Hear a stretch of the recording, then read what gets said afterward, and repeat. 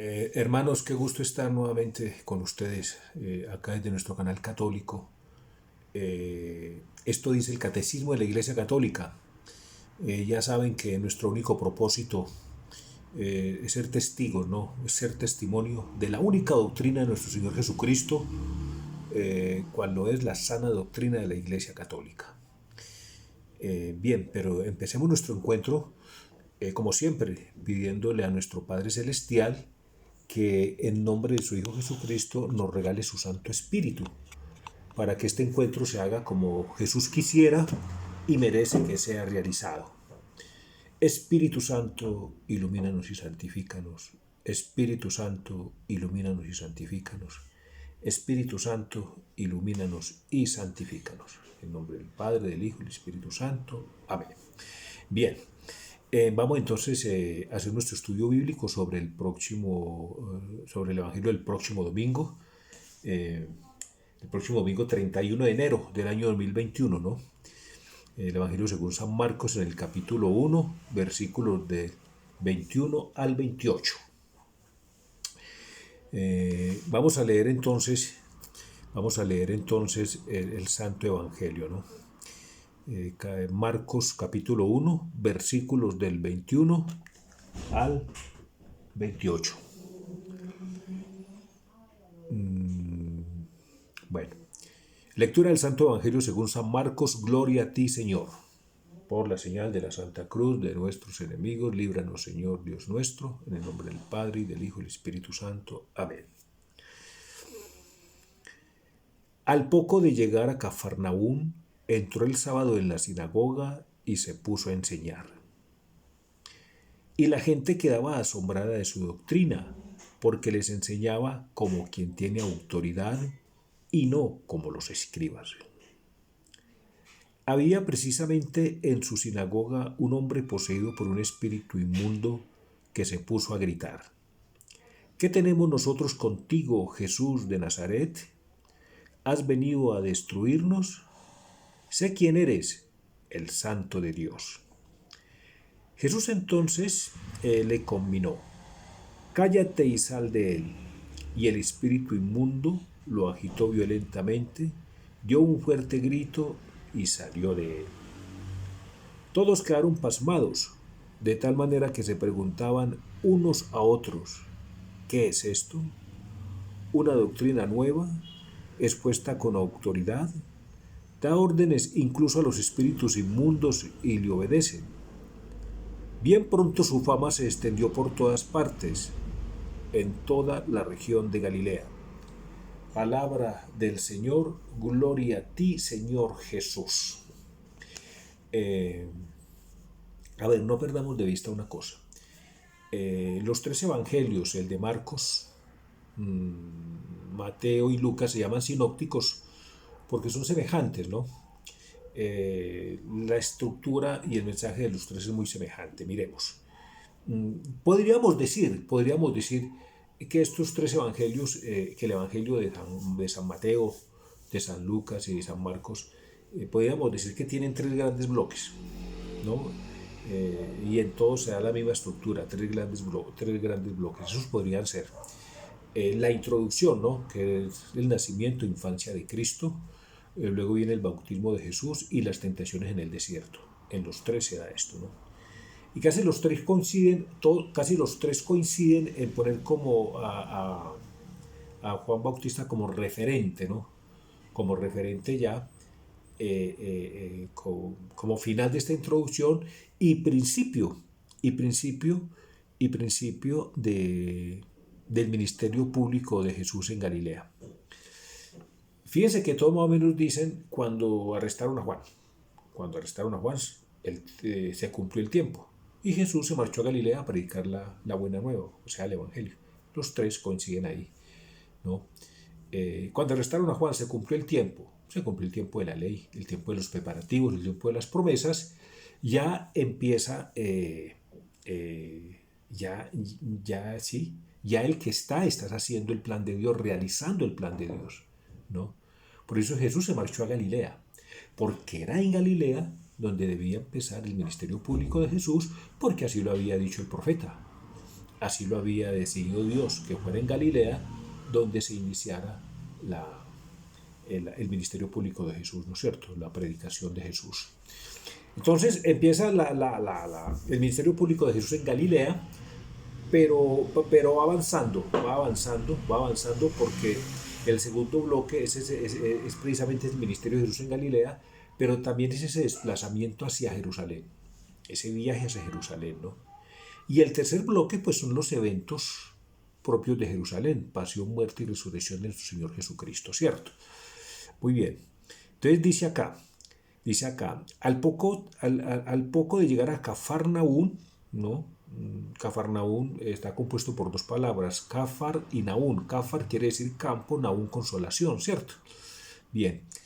Al poco de llegar a Cafarnaún entró el sábado en la sinagoga y se puso a enseñar, y la gente quedaba asombrada de su doctrina, porque les enseñaba como quien tiene autoridad y no como los escribas. Miren pues cómo ya la gente percibía dos maneras de enseñar. Una de los escribas, ¿no? Seguramente una manera que no convencía, pues como que no impactaba, ¿no? Pero viene la enseñanza de Jesús que impacta totalmente y surge esa pregunta, ¿no? Surge esa pregunta, ¿pero qué es esto? ¿No? ¿Qué está pasando aquí? ¿Esto qué es? ¿Una nueva doctrina? O sea, este hombre, refiriéndose a Jesús, enseña como alguien que tiene autoridad, ¿no? Y son claros en decir, enseña como alguien que tiene autoridad y no como los escribas. Si nosotros vamos al numeral 427 del catecismo, 427 del catecismo, voy a ir directamente a una frase y después lo leo todo. Esa frase es la siguiente. En el numeral 427 dice, el único que enseña es Cristo. Numeral 427 del Catecismo de la Iglesia Católica, repito, el único que enseña es Cristo y cualquier otro lo hace en la medida en que es portavoz suyo, permitiendo que Cristo enseñe por su boca. Permitiendo que Cristo enseñe por su boca. ¿Qué estaba diciendo Jesús? El único, la fuente de toda enseñanza es mi Padre. ¿No? ¿No? El Padre habla a través de mí. El Padre habla a través de mí. Así, los mismos, porque yo solo enseño la doctrina del Padre, ¿no? Y la única doctrina que deben enseñar los hombres es mi doctrina, que es la doctrina del Padre. Por eso, todo hombre que enseñe lo tiene que hacer en la medida en que se convierta en mi portavoz, en portador de mi voz, ¿no? El único que enseña es Cristo. Y cualquier otro lo hace en la medida en que es portavoz suyo, permitiendo que Cristo enseñe por su boca. ¿De acuerdo? Ahora sí le damos todo el numeral. Dice, numeral 427, en la catequesis lo que se enseña es a Cristo, el Verbo encarnado, el Hijo de Dios, y todo lo demás en referencia a Él. Repito, en la catequesis lo que se enseña es a Cristo, ¿no? En la catequesis lo que se enseña es a Cristo, el Verbo encarnado, el Hijo de Dios, y todo lo demás en referencia a Él. El único que enseña es Cristo, y cualquier otro lo hace en la medida en que es portavoz suyo, permitiendo que Cristo enseñe por su boca. Todo catequista debería poder aplicarse a sí mismo las misteriosas palabras de Jesús. Mi doctrina no es mía, sino del que me ha enviado. Entonces, ahí está. Ahí está muy claro. Jesús, ¿por qué enseñaba con autoridad? Mire, los profetas, los apóstoles, en fin, todos hablaban en nombre de Dios, ¿no? Y los apóstoles en nombre de Jesucristo. Pero Jesucristo no invoca ningún nombre. Jesucristo no invoca ningún nombre porque Jesucristo es la ley misma, Jesucristo es el Evangelio mismo, Jesucristo es la gracia misma, Jesucristo es Dios mismo. Por eso Jesucristo simplemente ordena. Jesucristo, Él simplemente ordena, Él simplemente ordena. Él simplemente ordena. ¿Sí? Jesucristo fue el mismo que habló por los profetas, ¿no? El que habló por los profetas está ahorita presente en esta sinagoga. Ahora, cuando Él resucite y se vaya al cielo, el que va a hablar por los apóstoles es el mismo que está ahorita en esta sinagoga. Perdón. ¿No? Bueno, muy bien. Había precisamente en su sinagoga un hombre poseído por un espíritu inmundo que se puso a gritar: ¿Qué tenemos nosotros contigo, Jesús de Nazaret? ¿Has venido a destruirnos? Sé quién eres, el Santo de Dios. Oiga pues, oiga pues, aquí hay algo que inmediatamente eh, le hace a uno hacerse unas preguntas, ¿cierto? Había precisamente en su sinagoga un hombre poseído por un espíritu inmundo, ¿no? ¿Qué hace un hombre con un espíritu inmundo en la sinagoga? Si en la sinagoga lo que se hace es leer la palabra de Dios, enseñar la palabra de Dios, ¿no? ¿Qué hace un hombre en la sinagoga donde se enseña, ¿no? Donde se lee y se enseña la palabra de Dios? ¿Qué hace un hombre poseído por un espíritu inmundo? ¿No? Ahora, ciertamente, cuando Jesús entró a esta sinagoga, ciertamente había muchas personas, ¿no? Muchos hombres, ¿no? Y fue precisamente el que tenía el espíritu inmundo el que reconoció a Jesús, ¿no? El que reconoció a Jesús. ¿Qué tenemos nosotros contigo, Jesús de Nazaret? ¿Has venido a destruirnos? Sé quién eres, el Santo de Dios. Fue precisamente el hombre poseído por el espíritu inmundo el que reconoció a Jesús. Bueno, a ver. En este hombre, el que hablaba no es el hombre. El que habla a través de él es el espíritu inmundo. El que habla a través de él es el espíritu inmundo, ¿no? Es el espíritu inmundo. Y habla en plural. Habla en plural. Has venido a destruirnos, sé quién eres, el Santo de Dios. ¿No? Habla en plural. Habla en plural. O sea que ese espíritu inmundo que habita ese hombre tiene al mando otros espíritus que están dentro de ese hombre. O sea que no es uno solo, son varios. Has venido a destruirnos, ¿no? Has venido a destruirnos. Entonces, ahí está Mateo 12:45. ¿Qué dice Mateo 12:45? Vamos a verlo rápido. Mateo 12:45. Dice acá.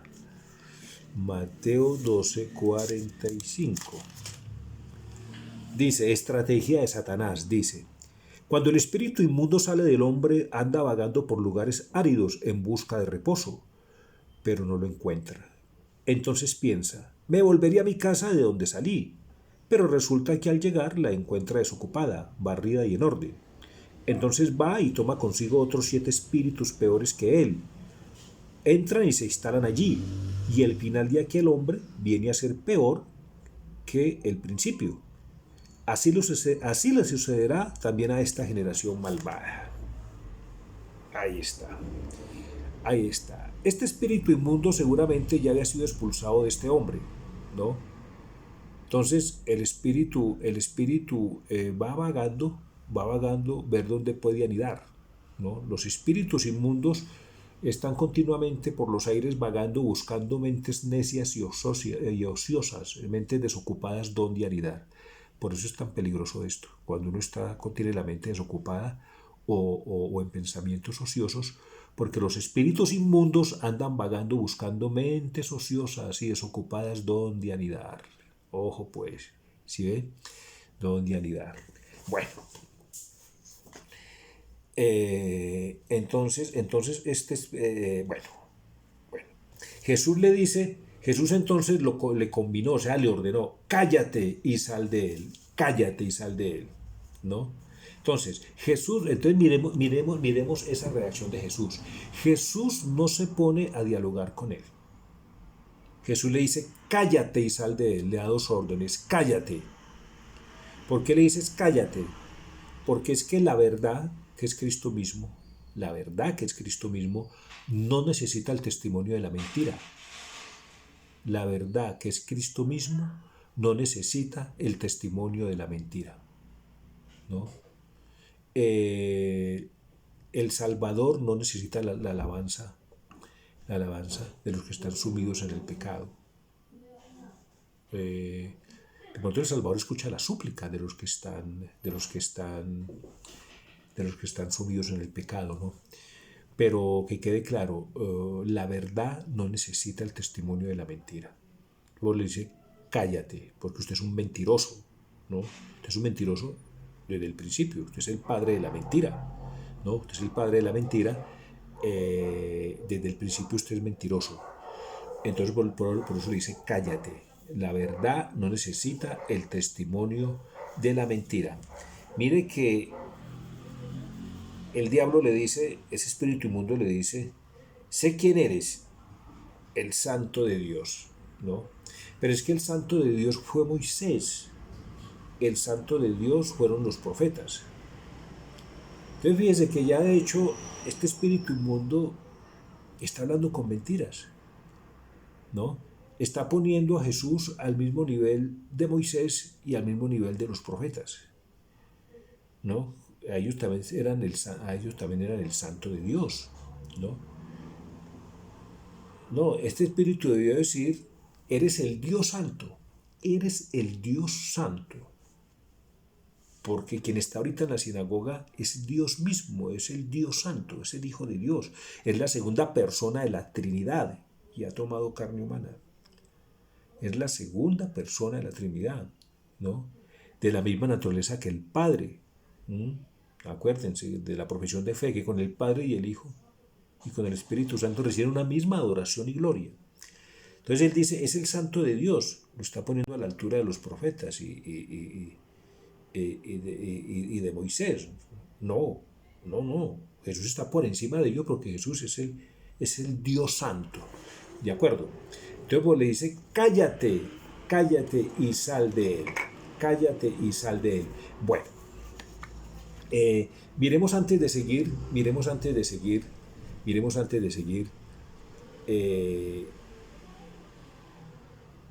este hombre está poseído, el problema de este hombre en este momento no es ningún desorden psiquiátrico,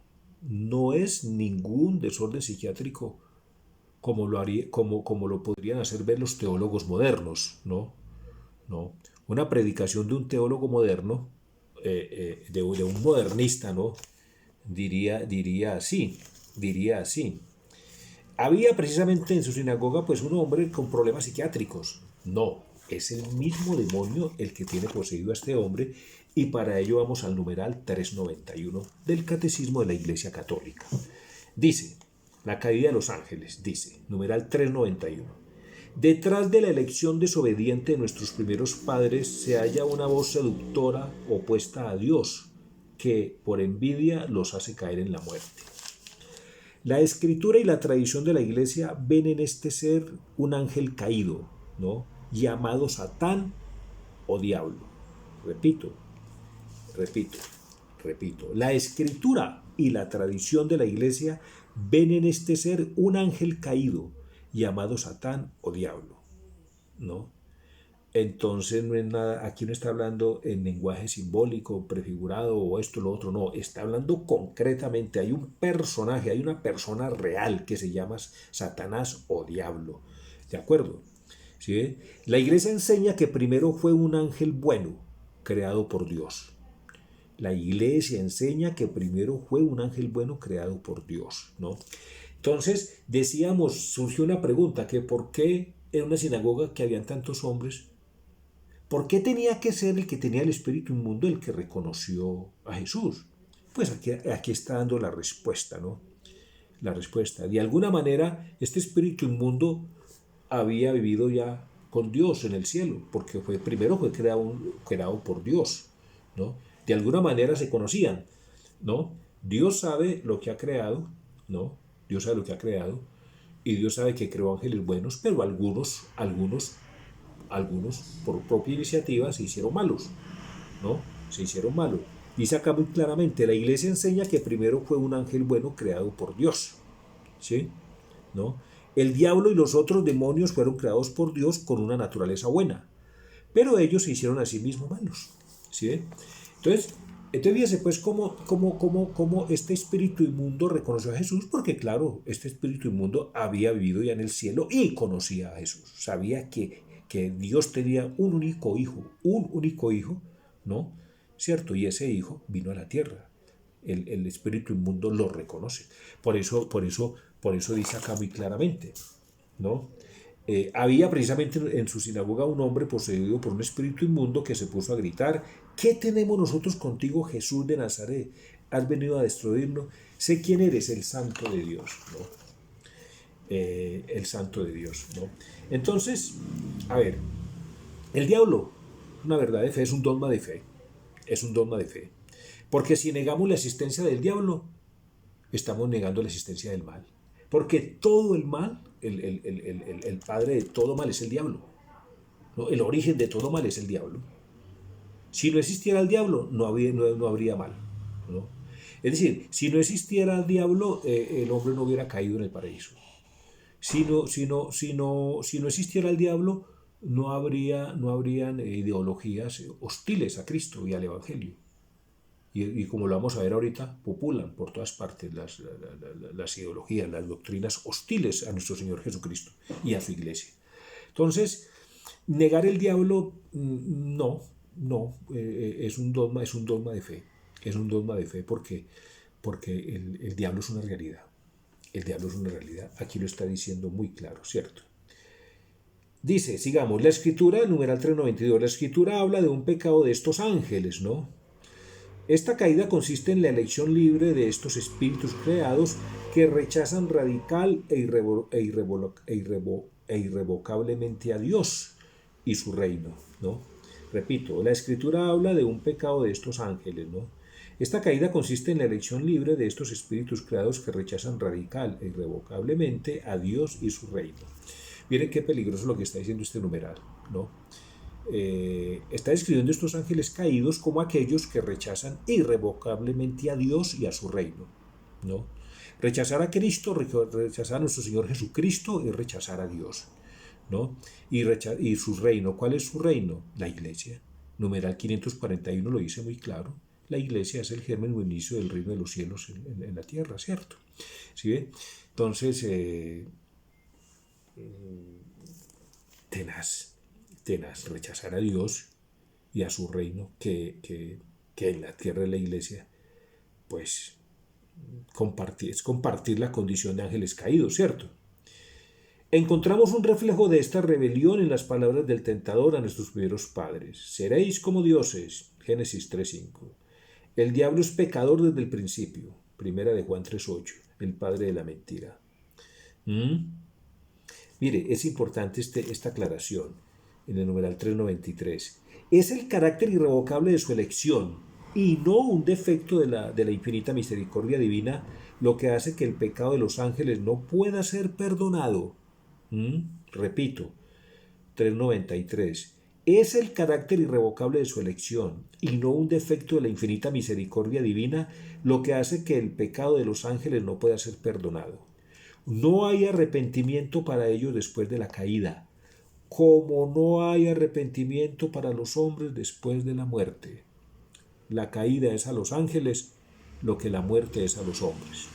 Y así como no hay arrepentimiento para los ángeles después de la caída, no hay arrepentimiento para los hombres después de la muerte.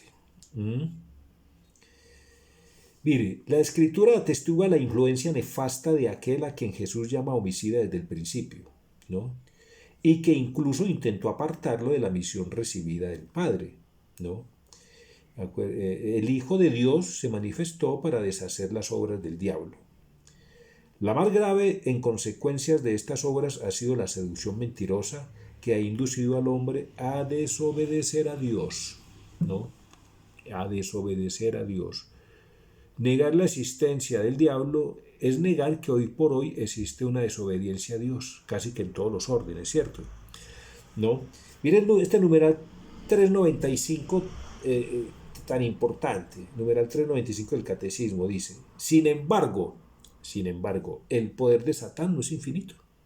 El poder del diablo no es infinito, ¿no? ¿Por qué? Aquí está la respuesta. El poder del diablo no es infinito. ¿Por qué? Porque el diablo no es más que una criatura, ¿no? El diablo no es más que una criatura poderosa. Eso sí es poderosa porque fue espíritu puro, ¿no? ¿Sí? Poderosa por el hecho de ser espíritu puro. Dice acá, por el hecho de ser espíritu puro. Pero solo criatura. No puede impedir la edificación del reino de Dios, ¿no?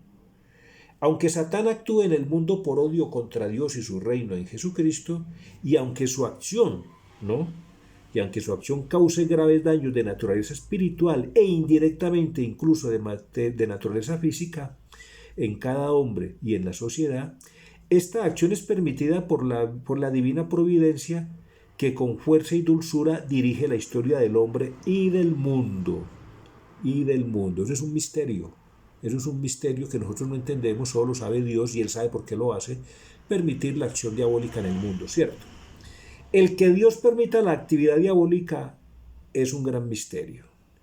Pero nosotros sabemos que en todas las cosas interviene Dios para bien de los que le aman. ¿No? Pero nosotros sabemos que en todas las cosas interviene Dios para bien de los que le aman. Bueno, ya sabemos por qué de todos los hombres que están en la sinagoga, el primero y tal vez el único que reconoce a Jesús es el primero que lo reconoce pues, es el endemoniado. ¿Por qué? Porque ya sabía, él estuvo en el cielo también, fue espíritu puro, ese espíritu puro habitó el cielo, ¿no?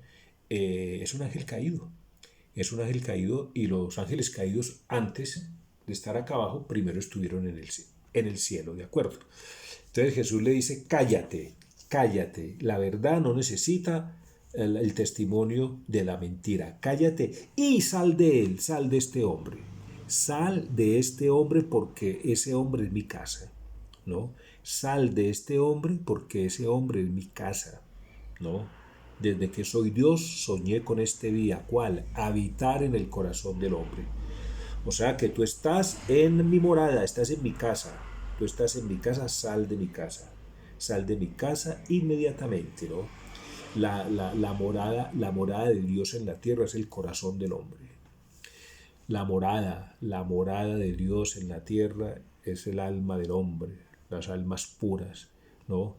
Las almas puras, las almas buenas, las almas que creen en Jesús, que Jesús es el Hijo de Dios, las almas que creen en Dios, las almas que día a día hacen un esfuerzo grande por ser mejores, Esa es la morada de Dios en la tierra. Por eso le dice, sal de él, sal de la humanidad, sal de la humanidad. La humanidad es mi morada. Y tú no tienes por qué estar ahí donde no te pertenece, ¿no es cierto? A ver, dice San Mateo en el capítulo 12, versículo 45, lo acabamos de leer, que cuando un espíritu es expulsado de un hombre, se va a lugares áridos y no encontrando donde anidar, vuelve donde fue expulsado con 7 espíritus inmundos peores que los primeros, ¿no? A habitar su casa, porque la vio ordenada y desocupada, ordenadita y toda arregladita, ¿no? A ver, cuando Jesús cumplió la voluntad del Padre en la cruz, expulsó al enemigo, ¿no? Pero el enemigo está nuevamente. El enemigo no está nuevamente en la humanidad. El enemigo está nuevamente en la humanidad. Vamos a dar tres saltos en la historia, ¿no? Vamos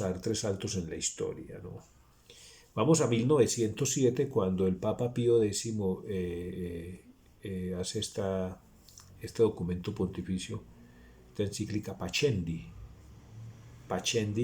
donde condena el modernismo, ¿no? Y habla muy duro a los modernistas. Les habla en 1907, estamos hablando de hace 114 años ya, ¿no? ¿Qué le rechaza a los modernistas el Papa Pío X? Les rechaza que quieren hacer de la ciencia y de la historia dos entidades ateas, ¿no? Quieren sacar a Cristo de la ciencia, quieren sacar a Dios de la ciencia y de la historia, ¿no? ¿Qué quiere hacer el modernismo? ¿O qué pretende el modernismo? El modernismo pretende hacer muy flexible la palabra de Dios y, y acomodarla a la medida como van cambiando los tiempos, ¿no? A la medida como van cambiando los tiempos. No, no, la palabra no se puede manipular.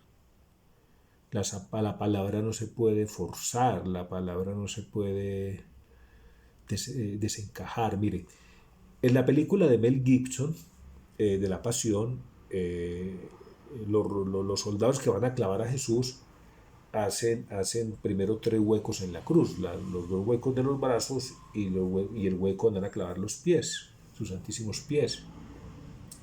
Clavan la mano derecha, pero entonces la mano izquierda no les coincide.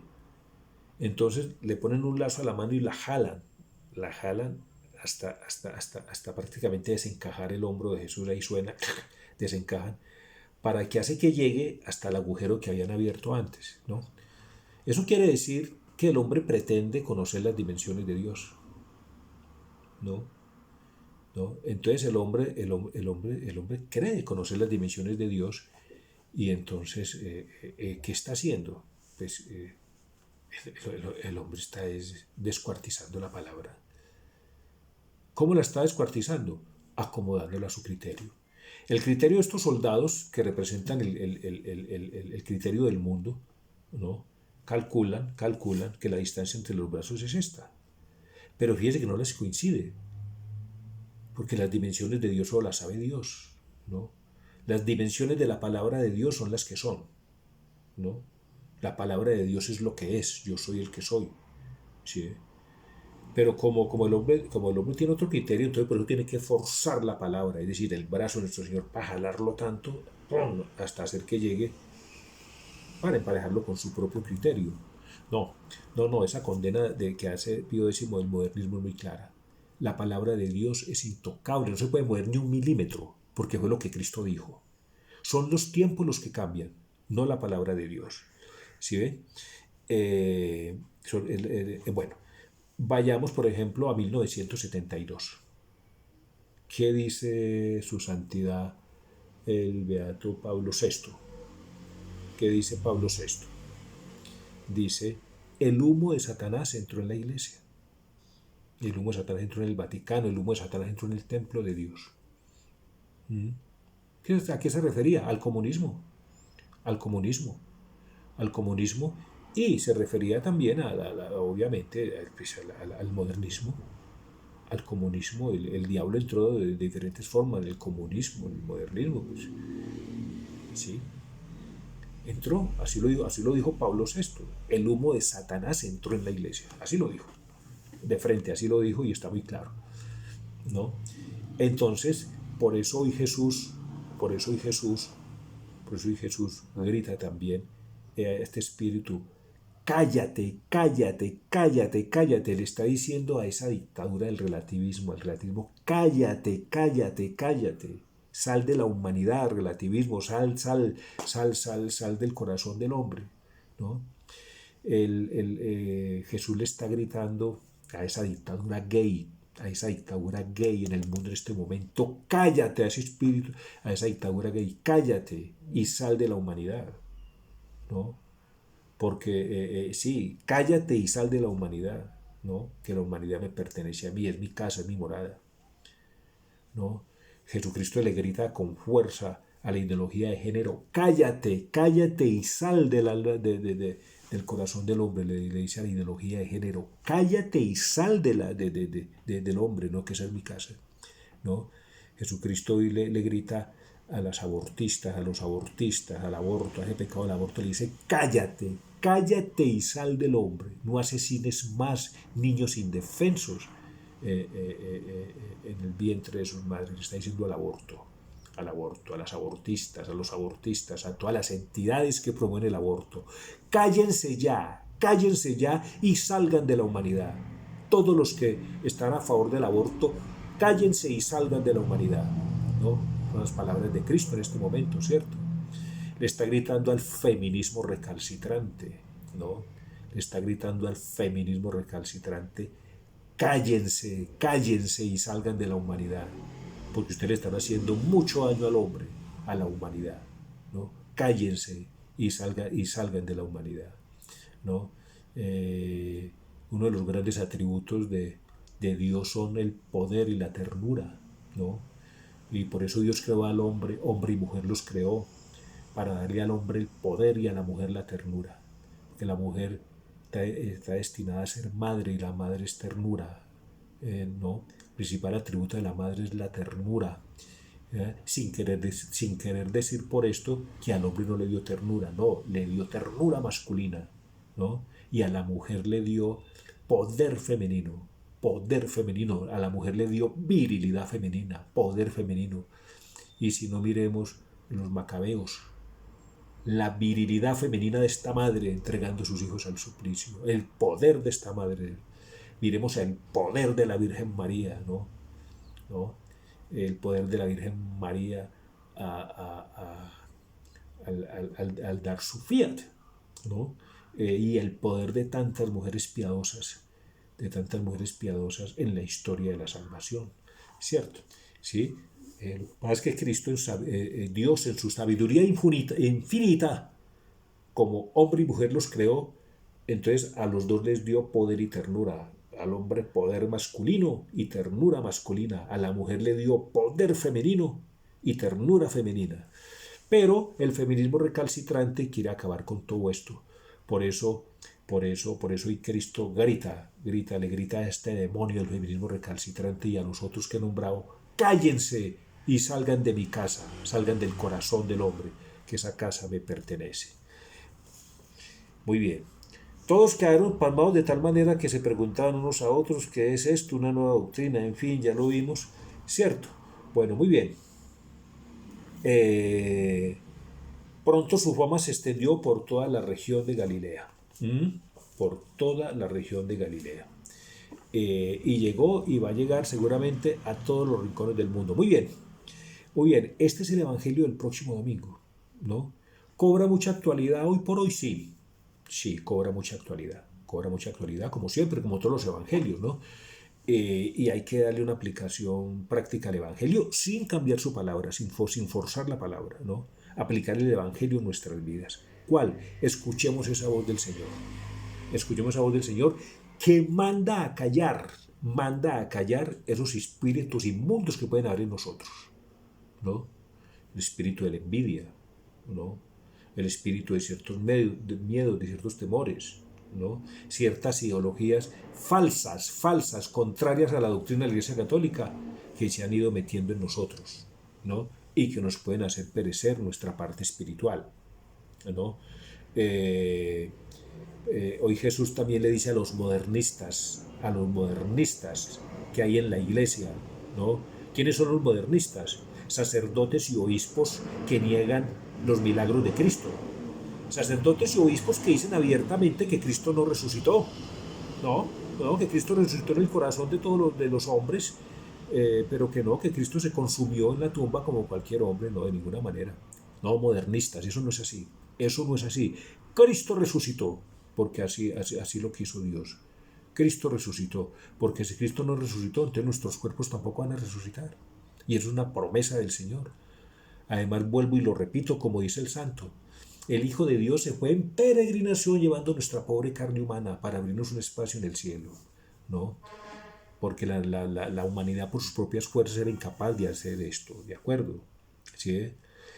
Modernistas, que los que no creen en los milagros, los que dicen que Cristo no multiplicó los panes, ¿no? Que él lo que quiso decir fue que decir que con Dios todo, pues, todo iba a alcanzar. No, todo eso está bien, pero no literalmente él multiplicó los panes. Porque en el Evangelio de San Juan, en este milagro de la multiplicación de los panes, dice San Juan, y cuando vieron el signo, cuando lo vieron, que salían panes y panes y panes, físicamente, literalmente salían panes y panes y panes y panes, dijeron, este es el profeta que había de venir. ¿Sí? Entonces, modernistas que quieren desfigurar la palabra del Señor, no. Hay que ser, solo Cristo enseña, ya lo dijimos, solo Cristo enseña, ¿no? ¿Sí? Cuando empezamos a decir a mí me parece, yo creo, no, es que esto fue así, no, no, de ninguna manera. Es como dicen las fuentes de la revelación, como dice la Sagrada Escritura en primera medida, como dice la tradición apostólica y como dice el magisterio de la Iglesia Católica. ¿De acuerdo? ¿Sí ve? Entonces, volvámoslo a decir. Si viniera un ángel a enseñarnos algo diferente a lo que Cristo nos enseñó, rechacémoslo. Rechacémoslo. Si alguien, sea el que sea, ¿no? Sea el que sea, viene a decir algo diferente a lo que está escrito, rechacémoslo. Rechacémoslo. ¿Por qué? Porque es el mismo demonio que viene a desviarnos de la sana doctrina de nuestro Señor Jesucristo. Pidámosle al Señor, pidámosle al Señor que nos dé esa gracia de estar muy vigilantes, porque como dice el apóstol Pedro, el diablo anda como león rugiente viendo a quién devora, ¿no?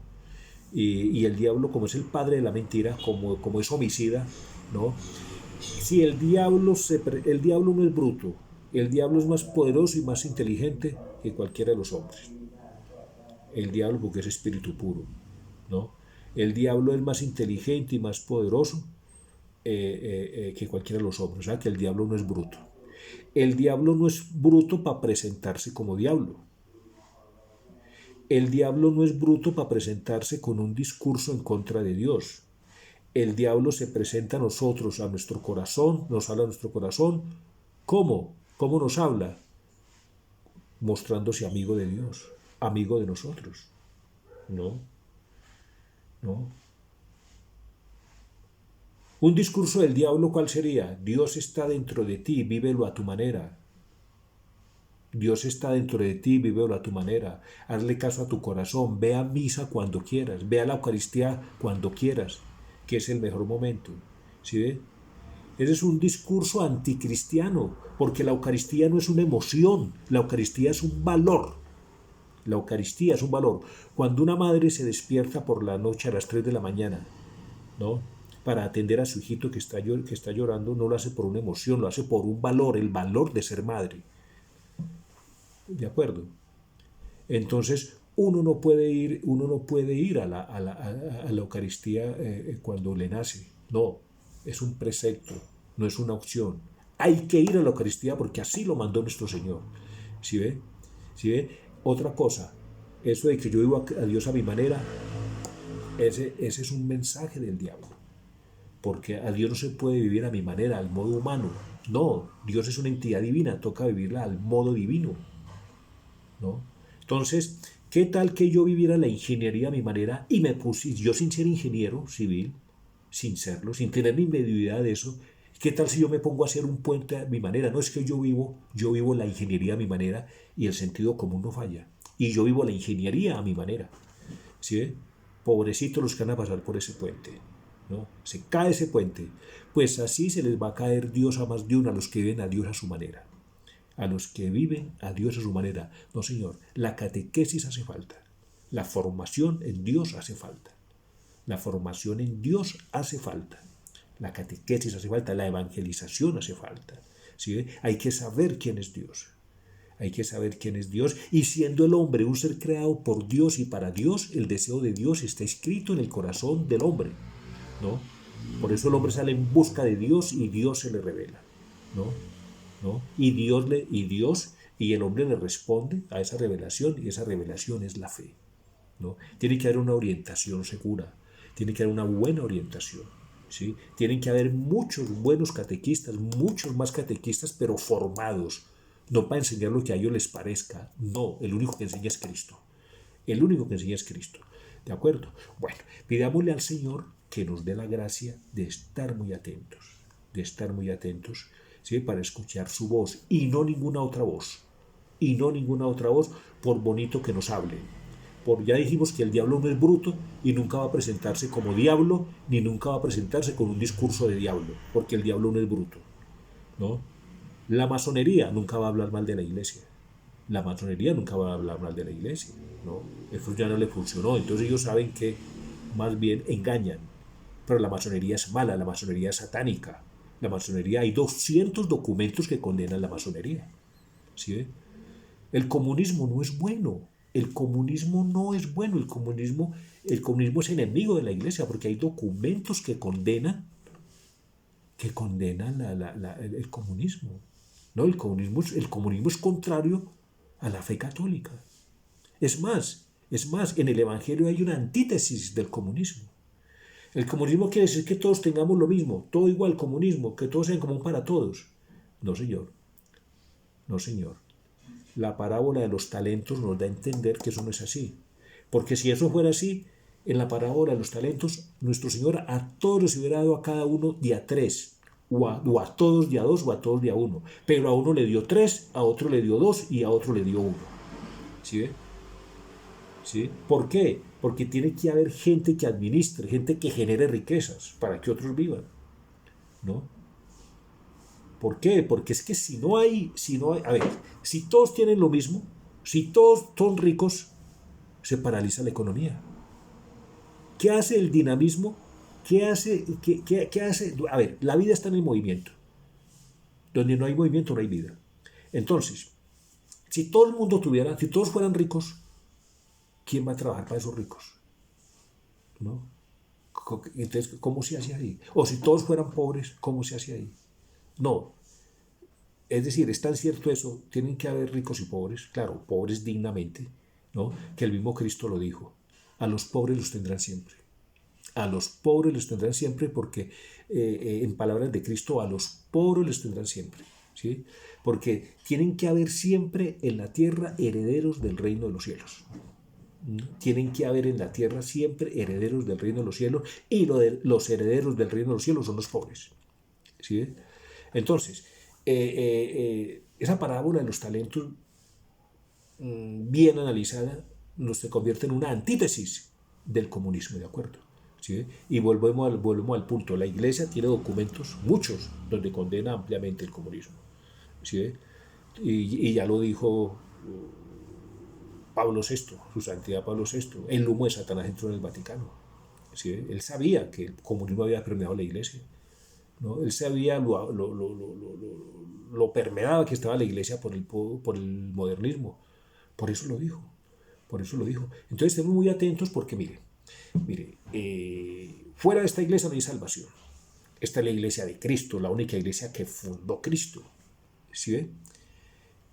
Pero lastimosamente en esta iglesia, la iglesia católica, nuestra querida iglesia católica, ya está penetrada por el comunismo, por el modernismo, ¿no? Por la masonería, ¿no?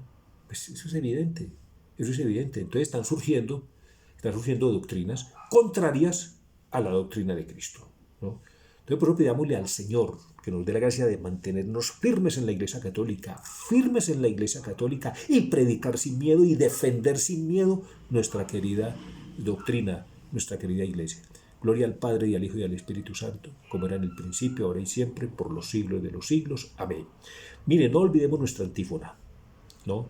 En vano nos cansamos usando gel, distanciamiento social, tapabocas y demás, si no invocamos al verdadero protector, si no invocamos al verdadero defensor, ¿no?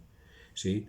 Jesús, nuestro querido Señor, nuestro querido Cristo, Él nos puede defender del COVID-19. Él nos puede defender del COVID-19, nos puede proteger, y no solo del COVID, sino de estos virus ideológicos y doctrinales que nos están haciendo tanto daño, que le están haciendo tanto daño a la humanidad. Él puede sacar de nuestras casas todos estos agentes patógenos ideológicos, ¿no? Que nos pueden poner en peligro la vida eterna. Bueno, Gloria al Padre y al Hijo y al Espíritu. Bueno, nuestra antífona es: protégeme, Señor, que me refugio en ti, a tiempo y a destiempo, en todo momento. Dice decirlo con fe, consciente de lo que estamos diciendo. Protégeme, Señor, que me refugio en ti. ¿Sí? Y no desconfiemos del Señor. Él nos va a proteger. Él nos va a proteger, Él nos va a cuidar. Gloria al Padre y al Hijo y al Espíritu Santo, como era en el principio, ahora y siempre, por los siglos de los siglos. Amén. Saludos para todos.